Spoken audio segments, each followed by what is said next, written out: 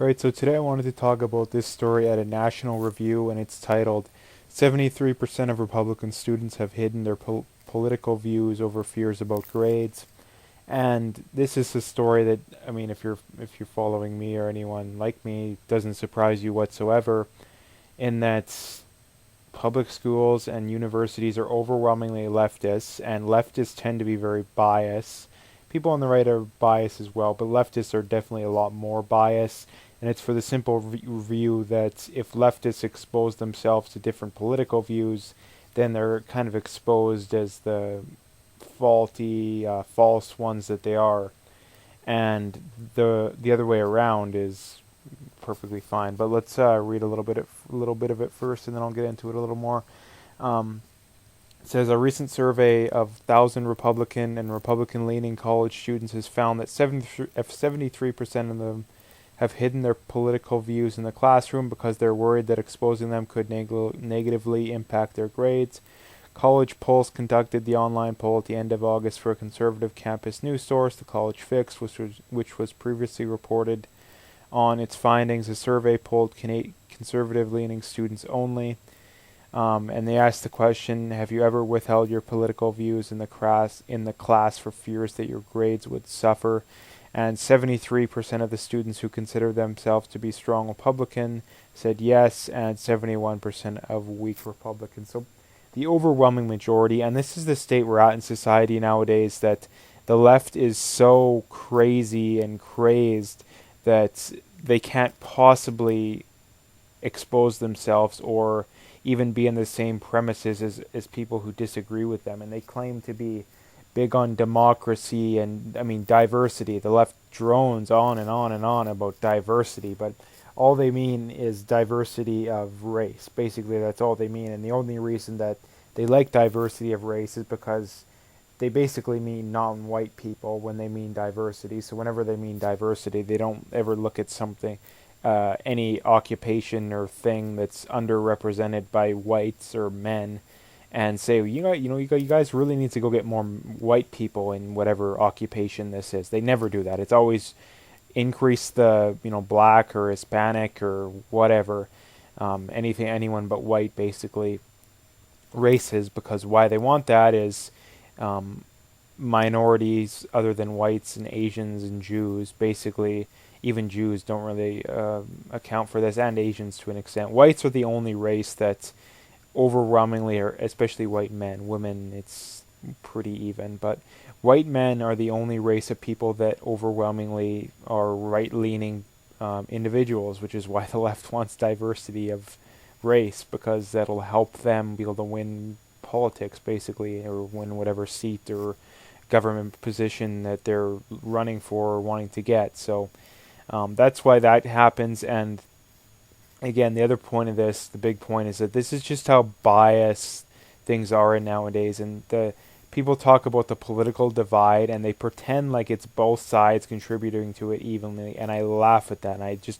you just have to laugh, because maybe 10% of people on the left would, I mean, a lot of them would say that, maybe not a lot, but a decent small percentage would say that they were scared, but it would be because, like, I think that, there's racists or, anti-gay people, even though if you ask those people the percentage of people that are racist, especially if you specifically mentioned Republicans, they would grossly overestimate the amount of people who are racist or sexist or anti-gay, whatever you want to call it.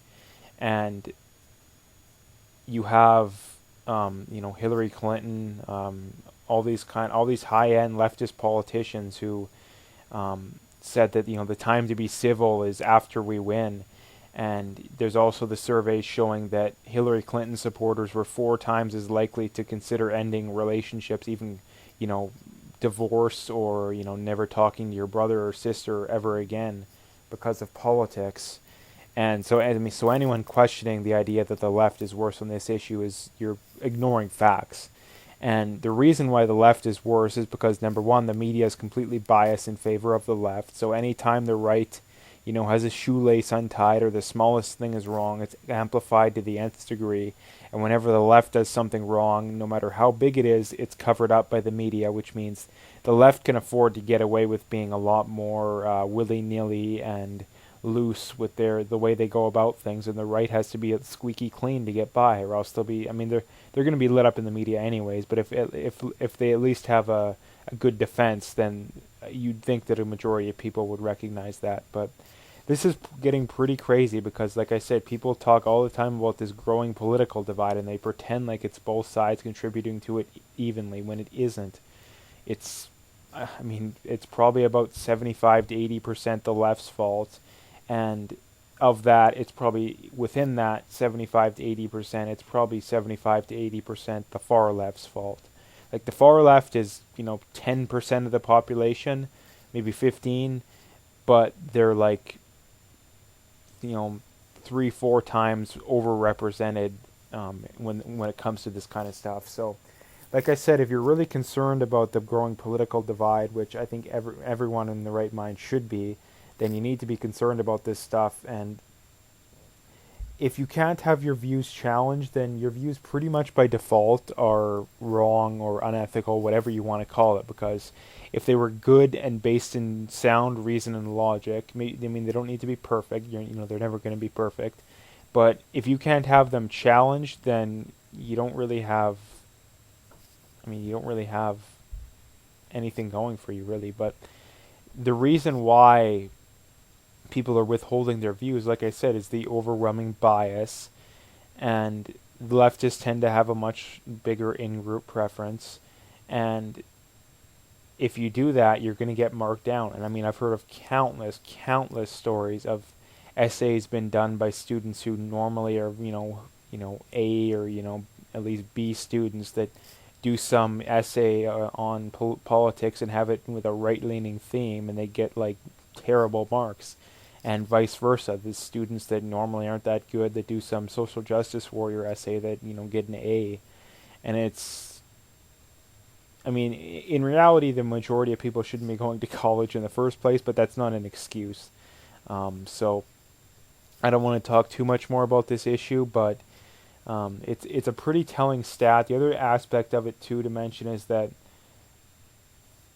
people, especially on the left, still think that being gay is like this taboo thing, and it's, you don't want to tell people, and you got to kind of walk on rocks. But I guarantee you, or walk on eggshells, but I guarantee you that if you polled people, I guarantee you that 73% of college students who are gay or lesbian or whatever wouldn't hold that in when asked in a college class, or maybe if it's in front of the entire class, but they wouldn't do it. I would bet any amount of money that 73% or more of gays wouldn't do that. So we're at the point in society where, I mean, it's good in some ways, it's bad in other ways, this point, but being Republican or right-leaning is more taboo than being gay. And I mean, neither one of them should be taboo whatsoever. But talking about historically, we look back 20, 30 years ago, being gay was super taboo. Now you're not on the left. So I'll leave it there. If you liked the video, make sure to hit that like and subscribe, and stay tuned for more.